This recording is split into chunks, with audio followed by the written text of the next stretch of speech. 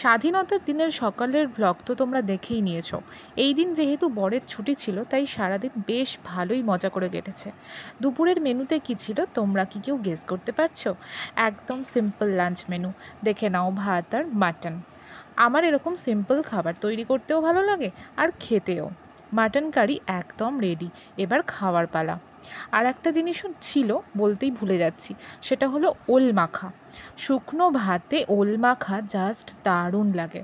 ওল মাখার রেসিপি জানতে চাইলে কমেন্ট করো তোমরা। ভাত, সাথে ছিল গন্ধরাজ লেবু, ওল মাখা আর আলু দিয়ে মাটনের লাল লাল ঝোল। আর কি চাই লাইফে। আমার এই সিম্পল লাঞ্চ মেনুটা দেখতে কেমন লাগছে? প্রথমে শুকনো ভাত দিয়ে ওল মাখাটা বেশ ভালো করে রসিয়ে মেখে নিতে হবে। তারপর আর কি, হুশ করে পেটে। আগে আমি মাংসের সাথে লেবু খেতে একদমই পছন্দ করতাম না। মনে হতো লেবুর গন্ধে মাংসের টেস্টটাই যেন চাপা পড়ে যায়। কিন্তু এখন পুরোটাই পাল্টে গেছে আমার বরের পাল্লায় পড়ে। সারাক্ষণ বলে মাংসের সাথে লেবু খেতে নাকি খুব ভালো লাগে। বেশ ভালো করে গন্ধরাজ লেবু চিপে মাটনের লাল ঝোল দিয়ে একেবারে পাতলা করে মেখে হাপুস হুপুস শব্দ, চারিদিক নিস্তব্ধ।